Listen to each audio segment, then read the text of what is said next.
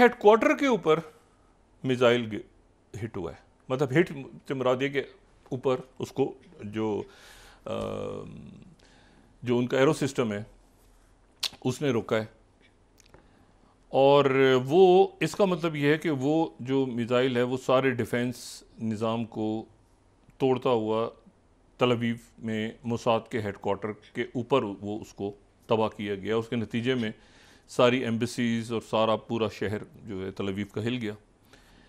और बरतानिया ने आज जो है वो 700 अपने जो फ़ौज के लोग हैं उनको मज़ीद 1000 पहले से मौजूद हैं साइप्रस में, कब्रस में, और मज़ीद 700 को वहाँ भेजने का ऐलान किया है कि एमरजेंसी में वहाँ से एवेक्यूएशन हो बरतानिया से।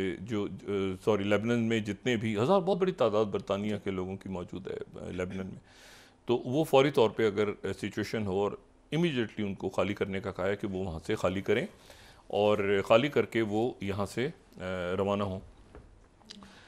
अच्छा, अब इसमें जो दूसरा जो इशू है वो ये है, तो ये हिज़्बुल्लाह जो है वो अपने सारे मिसाइल्स को अभी भी फायर कर रही है, ठीक है। उन्होंने यानी, और उनके पास बहुत बड़ी तादाद में, अब देखें ना, अगर आप किसी भी मरहले पे आपको अगर बार बार ये आयरन डोम एक्टिव करना पड़े या बार बार आपको जो है वो अपने बाकी डिफेंस सिस्टम्स जो कि बहुत महंगे सिस्टम्स हैं वो अगर आपको करने पड़ जाएं, और अगर आप बार बार जो है वो वहाँ से सैकड़ों की तादाद में मिसाइल फायर हो रहे हों, अब भी जब आपने ऐलान कर दिया इसराइल ने कि जी हमने तो लॉन्चर्स को ही तबाह कर दिया, तो ये एक सिचुएशन ऐसी है जो कि एक ये नहीं समझें कि वो एक बहुत ही अजब सा एक कॉन्फ्लिक्ट है जो बढ़ रहा है। इसी के दौरान जो है वो एक और बड़ी अहम इसी से रिलेटेड एक और वाक़या बड़ा अहम हुआ है, और वो हुआ है कि यूनाइटेड नेशंस का इजलास जारी है और वहाँ पे मुख्तलिफ मीटिंग्स हो रही हैं, और ज़ाहिर है कि बायलैटरल मीटिंग्स हैं और अहम मीटिंग्स हो रही हैं सारी। लेकिन उसमें जो एक मीटिंग है, मेरा ख्याल है कि वो ज़रा उसको मैं काफ़ी सीरियसली, या उसकी इम्पोर्टेंस जो है वो इसलिए काफ़ी है कि जो मसूद पेशेकान हैं जो कि ईरान के सदर हैं, उनकी मुलाकात जो है वो चाइना के फॉरेन मिनिस्टर वहाँ मौजूद हैं, तो उनकी मुलाकात वांग यी से हुई है। तो चाइना की तरफ से कहा गया है कि बैरूनी जाहिरियत हुई। मैं कंप्लीट यहाँ पे जो CGTN ने जिस तरह से रिपोर्ट किया है 25th स्लाइड, मैं वो स्लाइड यहाँ पे दिखा के उसकी वर्डिंग आप देखें कि जिस तरह से उन्होंने चाइना ने ईरान को कहा है, जो मैसेज कन्वे हुआ है। 25th स्लाइड अगर हम दिखा सकें। अब ये जो है ना, ये बढ़ गया है, यानी मसला ये है कि अब चाइना जो है वो इन्वेस्टमेंट से आगे आ गया है। पहली दफ़ा चाइना क्या बात कर रहा है, देखें, China has always viewed it's relationship with Iran from a strategic and long-term perspective and is willing to advance practical cooperation across various fields supporting the development of both nations। तो strategic बात तो ये हो गई, ठीक है। दूसरी उन्होंने साथ ही इसके जो, अगर हम आगे चलें इसी में, तो वहाँ पर फिर वो ये कह रहे हैं कि जी सिक्योरिटी, सॉवरेनिटी, टेरिटोरियल इंटेग्रिटी और नेशनल डिग्निटी और एक्सटर्नल इंटरफेरेंस, ईरान के अंदरूनी मामलात में ये एक्सटर्नल सैंक्शंस हुए या प्रेशर हुआ तो चाइना कंटिन्यू करेगा सपोर्ट ईरान के लिए।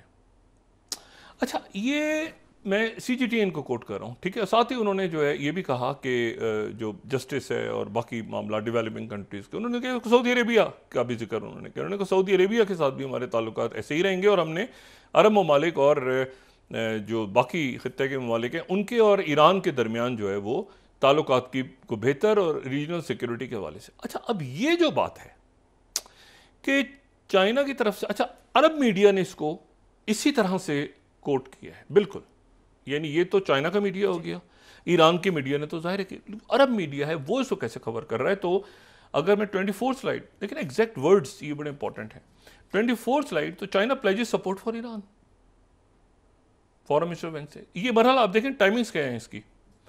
और Arab News 26 China pledges support for Iran. अच्छा, ये जो है ना, ये ज़रा यहाँ पर अब चाइना जो है वो एंटर द ड्रैगन, ठीक है ना, मतलब चाइना जो है वो सिक्योरिटी के लिए अब एंटर हुआ है। उसने कहा हम यहाँ पे किसी भी एक्सटर्नल थ्रेट्स और इंटरनल डिस्टर्बेंसेस, और इसमें जो है वो रीजनल, हमने सऊदी अरेबिया और रीजनल कंट्रीज और ईरान के दरमियान मामला को ठीक करवाए, साथ गजा के ऊपर बात की, साथ ये कहा कि ईरान को चाइना सपोर्ट करेगा किसी भी एक्सटर्नल थ्रेट्स की सूरत में। इसी दौरान जो है वो चाइना ने एक और आज काम हुआ है चाइना की तरफ से। चाइना ने 44 साल के बाद, आफ्टर 44 ईयर्स, चाइना ने इंटरकॉन्टिनेंटल बैलिस्टिक मिसाइल का तजर्बा किया है 1980 के बाद, 44 ईयर्स। और वो जो इंटरकॉन्टिनेंटल, ये हमारे यहां भी लफ्ज काफी इस्तेमाल होता है ना, होटल चेन्स। इंटरकॉन्टिनेंटल का मतलब है दो कॉन्टिनेंट्स के दरमियान मिसाइल का टेस्ट हुआ। यानी अब मुझे बताएं, चाइना तो एशिया में है, तो किस बर्रे आज़म के खिलाफ ये गिरा है? पैसिफिक के अंदर टारगेट को इसने हिट किया है, समंदर में टारगेट को हिट किया है, समंदर में गिरा है, पैसिफिक में। अब मुझे ये बताएं कि ये जो है ये हमने तो ये वो भी इसकी जो है ना वो यानी वो जो सुई चलती है, ये आपको पता है घड़ी लगी हुई है आर्मागेडन के हवाले से। वो घड़ी जो है उसका, उस पर कल बात करूंगा मैं डिटेल में, उसको टाइम पीछे कर दिया हुआ है। वो एक प्रॉपर घड़ी है जो आर्मागेडन के हवाले से दुनिया में बनाई हुई है, जो ये न्यूक्लियर साइंटिस्ट वगैरह इन्होंने, बहरहाल एनीवे, तो ये उसी का क्लिप है कि ये जो है ये जो DF-41 उसके अंदर बड़ा एक इम्पॉर्टेंट है। ये इसकी जो स्ट्राइक है, चूँकि ये मेन लैंड अमेरिका तक जाता है।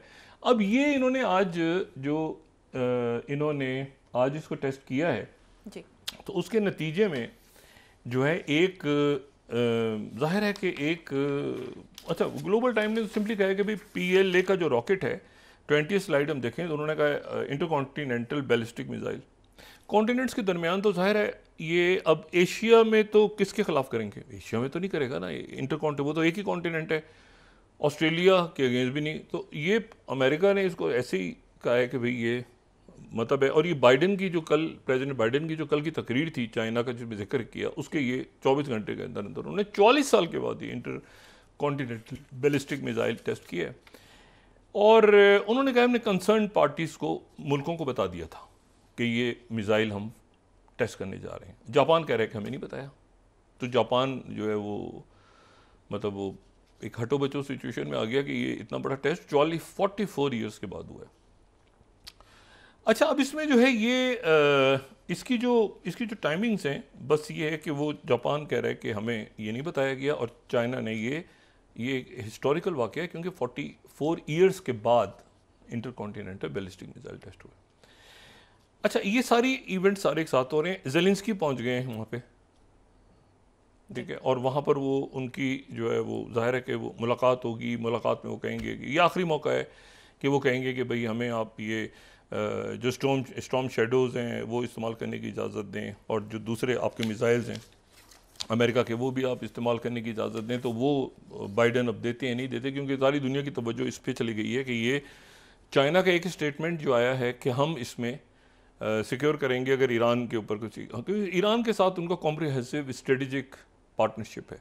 सऊदी अरेबिया के साथ भी उनकी जो कॉम्प्रिहेंसिव स्ट्रेटेजिक पार्टनरशिप है। UAE के साथ भी उनकी कॉम्प्रिहेंसिव स्ट्रेटेजिक पार्टनरशिप है। तो अब ये है कि वो उसका उन्होंने ये स्ट्रेटेजिक हवाले से बात की है, ये इन्वेस्टमेंट नहीं है। ये उन्होंने कहा है कि हम इसको चाइना को मतलब इस मरहले पे उनका ये बयान है। अच्छा, अब यहाँ पर ये है सूरत हाल कि ये तो इसका सीज़फायर अब अगर होगा तो वो होगा क्योंकि अब हमास एक तरफ है, अब है लेबनान। मैं वो बात कहता हूँ, वो तमाम लोग जो लेबनान की जिन्होंने सिविल वॉर को देखा है या पोस्ट सिविल वॉर को देखा है या हिजबुल्लाह को देखा है या हिजबुल्लाह को बंदे, वो हिजबुल्लाह के जो लोग, आप उनकी एक बंदे को हटाएं दूसरा आ जाता है, दूसरा पहले से ज़्यादा कमांडर उनका जो ट्रेंड होता है, वो एक बंदा दूसरा तीसरा चौथा वो कतार दर कतार। तो अब ये है कि उन्होंने फ़ौरन ही ये सारे लॉन्चेस ख़त्म हुए तो उन्होंने वो अपना फायर किया, जो कि पहली दफ़ा तल अवीव पे कभी फायर नहीं हुआ। यानी अभी तक हिजबुल्लाह तल अवीव के ऊपर है, मोसाद हेडक्वार्टर पर अगर वो यानी वो गिर जाता तो मोसाद हेडक्वार्टर ने उड़ना था। तो ये बैरूत और तल अवीव अब कैपिटल्स तक चला गया मामला। अब ना ये शुमाली इसराइल है ना ये साउथ लेबनान है, ये कैपिटल्स की बैरूत और तल अवीव। और उनके पास इतनी बड़ी तादाद में आर्सेनल हैं कि इनके पास वो मतलब है कि भी एक कभी रिस्क नहीं ले सकते ना कि एक भी गिर जाए तल अवीव पे। मतलब है कि वो अगर 400 फेंकते हैं 300 फेंकते हैं तो वो एकदम से वो और इधर से हुती स्टार्ट कर देते हैं उधर से, अभी ये ख़राब हो सकता है मामला सारा।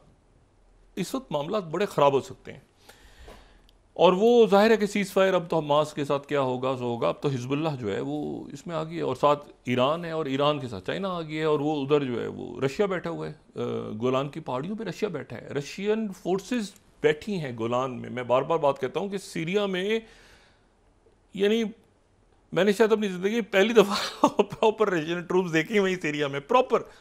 अच्छा तो वो उनकी बेसिक प्रॉपर रशियंस जो है ना वो वहाँ बैठे हुए हैं, मतलब होता है ना कि वो ताक लगा के। वैगनर ग्रुप भी है, दूसरे प्रॉपर बैठे हुए हैं रशियंस। अच्छा अब इस सिचुएशन में ये एक बड़ा, हालांकि इस महाज ये जो भी था इसको शुरू में करते थे ना, ये बिल्कुल जैसे ये बहुत अच्छा है। मैं बताऊं ये बड़ी अच्छी स्ट्रेटजी है कि यूरोप सकिन नहीं हुआ इसमें। यूरोप मतलब है कि वहाँ पर ये पूरा यूक्रेन और रशिया और पूरी एक उधर मतलब सपोर्ट कर रहे हैं यूक्रेन को। अच्छा यूक्रेन ने अपना विक्ट्री प्लान जो है उसमें ये भी है कि उसकी कंडीशन ये है कि आप मुझे नेटो में शामिल करें, नेटो में शामिल करेंगे तो मैं जीतूंगा वरना नहीं जीत सकता। उसका विक्ट्री प्लान का ये भी उन्होंने जो कंडीशंस रखी हैं उसमें ये नहीं है सिर्फ असला यूज़ करने दिया जाए रशिया में, बल्कि ये भी फौरी तौर पर हमें नेटो में लिया जाए। तो ये तो नॉन स्टार्टर है। अब ये है कि लेकिन यूरोप जो है वो इसमें पीस समिट की भी बात कर रहा है और बात साथ साथ ये भी कर रहा है यूरोप के इसको कैसे आगे लेके जाएं, ठीक है ना। मतलब इसको यहाँ पे कैसे एक्सकेलेशन को कैसे रोका जाए, मतलब प्यूटिन जो है वो उनको भी रोका जाए, नेटो के मुल्क यूरोप की वो भी इन्वॉल्व ना हो इसमें। साथ ही यूरोप पूरी कोशिश कर रहा है यूरोप सिंसियरली कि ये जो है ये कॉन्फ्लिक्ट ख़त्म हो गज़ा वाला। लेकिन ये अब इसमें चूँकि लेबनान आ गया है एज अ मुल्क तो इसीलिए लेबनान के अगेंस्ट तो कोई भी नहीं जाएगा ना। लेबनान तो एक ऐसा मुल्क है जिससे हर मुल्क अपने ताल्लुकात अच्छे रखना चाहता है। अच्छा अब इसमें लेबनान का इशू है,